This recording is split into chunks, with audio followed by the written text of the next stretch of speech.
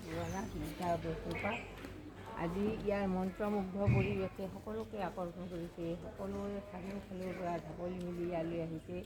এই গছজোপা যে ইমান পুৰণি, ইয়াত বহিয়ে গুৰুজনাই কিতাপ লিখিছিল, আজি আমি নিজ চকুৰে দেখিবলৈ পাইছোঁ।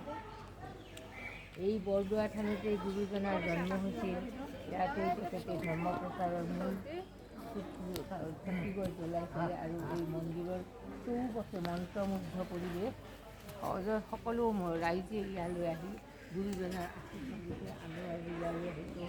নাতি নাতিনী বোৱাৰী পুত্ৰ দি যোৱাই আদৰি আহিছোঁ আৰু গুৰুজনাৰ আশীষ মাগি গোটেই জগতবাসীৰ মংগল কামনা কৰি এটি সেৱা জনাইছোঁ। হা কেনেকৈ